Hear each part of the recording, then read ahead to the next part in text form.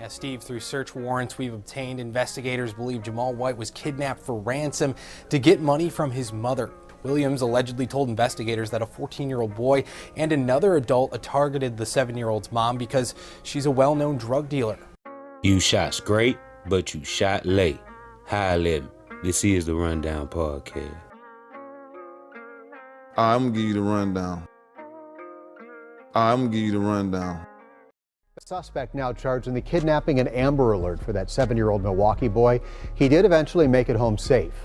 Now, court documents describe this as a robbery plan that went wildly off the rails. A Milwaukee man has been charged in connection of the abduction of 7-year-old Jamal White, who has since been found. Corey Williams, 25, was charged on July 17th with being a party to the crime of kidnapping with intent to transfer property, taking hostages, and contributing to the delinquency of a child.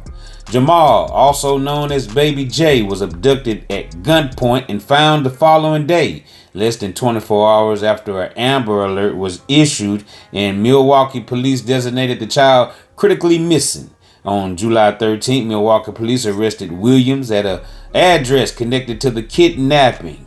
On July 17th, police said that they also arrested a 38-year-old man and a 14-year-old boy in relation to the abduction and intend to refer criminal charges to the Milwaukee County District Office, and the department is not seeking additional suspects, it said in an email. So no more suspects is what they're saying, even though we was told it was 4 masked gunmen. Only 3 masked gunmen are being charged now. According to the criminal complaint, Jamal's father told Milwaukee Police Department officer that a white Jeep had drove up to the front of his Wyrick Park residence while his son rode his bike out front.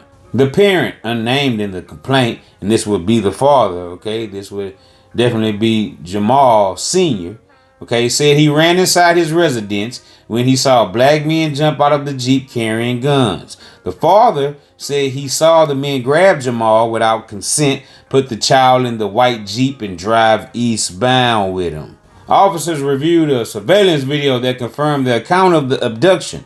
Police officers located Jamal on July the 12th in the upper unit of a Washington Park house. According to the complaint, they found the 7-year-old hiding in the attic of a duplex with a pill in his pocket.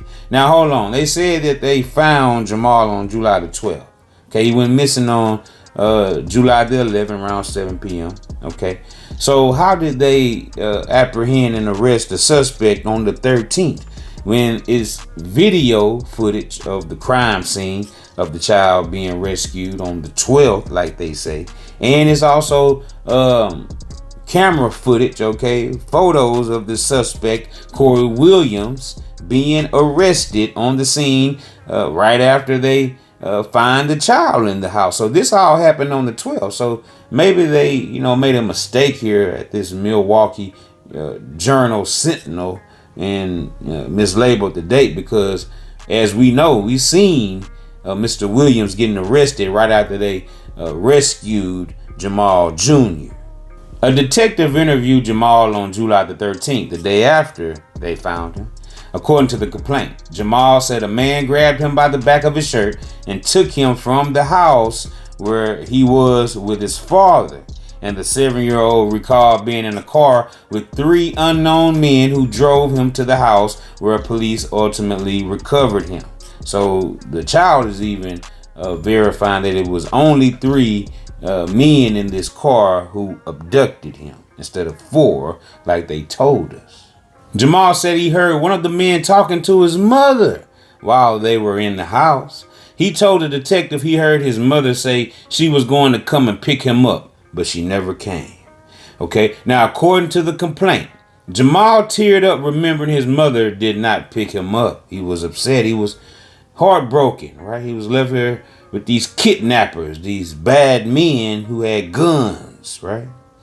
And in a photo array, Jamal identified Williams as the man who drove the car in which he was taken. In an interview with a different detective, Williams, that's Corey, he alleged that Jamal's mother is a well-known drug dealer. Wow. Wowzers. Yikes. Well, we didn't see that coming, but we did, have certain rumors and innuendo out there that this was behind drug money, and if they didn't pay that drug money for this ransom, they wasn't gonna let this kid go until that was paid. So that looks like that was a true statement that was going around, but of course at the time we didn't know. But now, lo and behold, it's coming out for sure. And it's saying that in an interview that when Corey said this, that Williams claimed that he had borrowed the white Jeep to assist in robbing Jamal's mother at gunpoint at her home on July the 11th. So actually they was going to go to the mother's home. Okay, she was the target, not the dad, according to the facts that are coming out. She was the alleged drug dealer and had all the money, right? And they were at her residence first to rob her. Wow.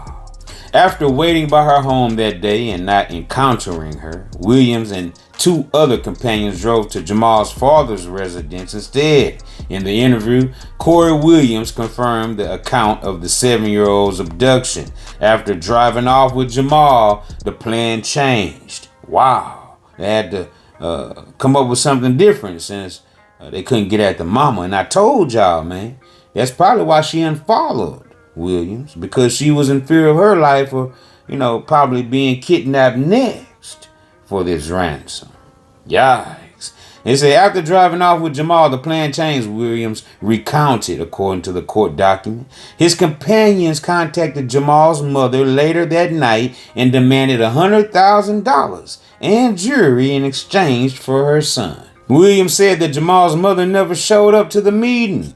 Once the three abductors became aware of the Amber Alert, they discussed whether they should harm the child. Wow, really? Not gonna pay it in full, huh? To show that they were serious about these threats and this ransom for this $100,000. But luckily, by the grace of God, they did not do so, the complaint states. If Williams is convicted on all three charges, right, it says that all felonies, that he could face the combination maximum penalty exceeding 100 years in prison. And that 38-year-old could possibly face the same amount of time once he's convicted and charged of this. And this 14-year-old might not be named, okay? Picture might not never come out because he's a minor, But this 38-year-old, we're still waiting on more information on him to come out, because once he's charged, I'm pretty sure they'll say his name and put his mug shot out there, you guys. Steve, through search warrants we've obtained, investigators believe Jamal White was kidnapped for ransom to get money from his mother. Williams allegedly told investigators that a 14-year-old boy and another adult targeted the 7-year-old's mom because she's a well-known drug dealer. 25-year-old Corey Williams is now charged with kidnapping and taking a hostage. Now, according to the criminal complaint, Williams drove a white Jeep to the boy's mother's house first, but after they didn't see her, they changed their plans and decided to rob the boy's father instead. Court records show when they pulled up to his house, the boy's father ran inside, so they kidnapped the boy at gunpoint. Later that night, investigators say the suspects called the boy's mother, demanding $100,000 plus jewelry and to meet at a nearby park, but she never showed up. The criminal complaint states that once the three became aware of the Amber Alert, they left the boy at Williams' house, and when police arrived, Williams hid in the attic while the boy was left in a bedroom. And again, if convicted on all counts, Williams is facing over 120 years in prison. According to search warrants, the 14-year-old involved was arrested. The other adult male has not yet been charged. So as you see, now the facts are out, okay? The mother is being labeled as a drug dealer by these alleged kidnappers. They wanted what she had. Wanted the drugs, the money, the jewelry. Wow, for the return of her son. Rescued him from these abductors, okay? Now, my whole thing is this. Everybody who was saying that this lady was, involved in this whole kidnapping scheme, this scam, this GoFundMe scam or whatever, they were alleging that she was a part of. And also they blamed the uncle, right, Jamal, who's still locked up for that shooting at the vehicle that he felt was suspicious that was circling the block during the search for his nephew, okay? They blamed him. They blamed the father, Jamal, also, okay? He even, made a post about that he was being blamed as well. Okay, so what are people gonna say now that the facts are out? Are y'all gonna apologize? Nah, they ain't gonna apologize, man. They gonna keep, standing on bullshit allegations that they still want to run with, right? These false narrative that these content creators like to make up. Here's the facts right here that's finally coming out. But now we know for a fact that the mother was the target, not the father, but they just, switched up the plan to go ahead and rob the father as well and then kidnap the kid while in progress. Once in the Renegade, they picked up BC, and according to court documents, the defendant stated that they removed the license plate from the Jeep and that BC and another individual under investigation at this time both brought guns to commit the robbery. So they were under investigation, being watched, and they still let this kidnapping go down if these guys were being watched before it happened? That doesn't make sense. But according to court documents, let's keep going. It says the plan was to go to SW's residence and rob her at gunpoint. And they have to be talking about Siobhan Williams. See, they're not saying the actual names in it, but they putting the initials of the names. SW residence is Siobhan Williams. And that's where they went to her residence and tried to rob her at gunpoint, but she wasn't there, right? And it says that the defendant stated that they left his residence around 5 p.m. that day and drove to SW's residence. Defendant stated that he was the driver of the Jeep, that's Corey, and BC was the rear passenger, and the other individual was in the front passenger seat. Both BC and the other individual were wearing masks. So Corey didn't have on a mask. Wow. The defendant stated that when they got to SW's residence, they waited but never saw SW, and that's Siobhan Williams. BC then suggested that they rob JWSR, and that's Jamal White Sr.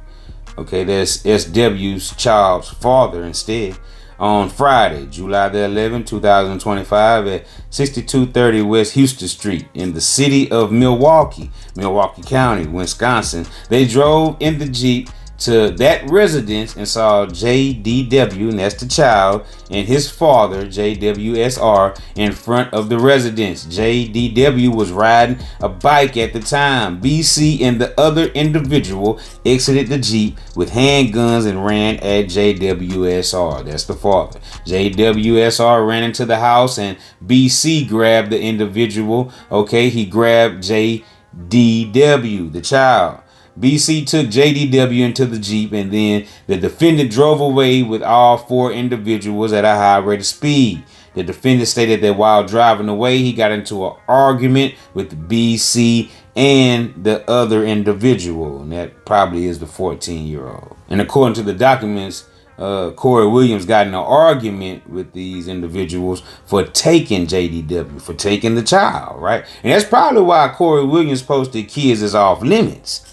And we're going to get into more information why he probably posted that. And it seems like he didn't know that these individuals, the 14-year-old and this 38-year-old, were going to do this. We're going to take this child from their residence. Okay. Now it says that the defendant stated that the plan then changed, and the other individual contacted SW later that night and demanded $100,000 in jewelry in exchange for JDW, and they were going to meet at a nearby park. The defendant stated that he was originally promised $10,000 for his part, but demanded more after JDW was taken. Okay, so this sounds like Corey. The defendant stated that SW never showed for the meeting, and once they became aware of the Amber Alert for JDW, BC and the other individual left JDW at the defendant house and the defendant's residence. Okay, the defendant stated that there were conversations of whether the other individual, BC, should harm him. BC and the other individual left JDW, the child, and the defendant at the defendant's residence. The defendant stated that there were conversations of whether the other individual or BC should harm JDW to show that they were serious, but that was not acted upon. The defendant finally stated that when police arrived to his residence, he hid in the attic and left the kid, JDW, in a bedroom. Now, this is what they showed on the news as far as the court document is concerned, as far as the statement that allegedly Corey Williams, the driver, gave. Now, as we know, like I told y'all earlier, when they said that Corey had posted kids are off limits. Now we see why, because he had no idea that they were going to snatch baby J up. And also it said that, you know, when he found out they were going to do this and had did that, snatched this child up, he demanded more money, but he was originally promised $10,000. But now that it was a kidnapping of a child involved, he wanted more bread. So now we see, man, that in the end, all right, that these are the facts. And a lot of people who had a lot to say about the parents and the family being involved in this child's disappearance and abduction, kidnapping. All y'all were wrong, man. This was a real live kidnapping, you know, that took place. And this child was scared and afraid for his life, man. They said that, you know, his eyes started to tear up when he told the detective, right? This is what baby J said. His mama didn't show up after he heard her tell, you know, the kidnappers that she was.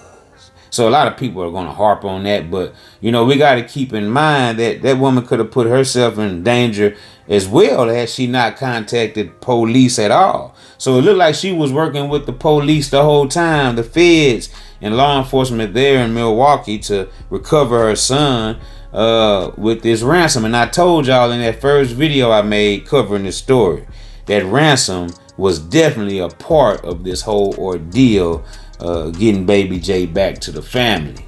So y'all get in the comments section and y'all let me know what y'all think about this entire ordeal.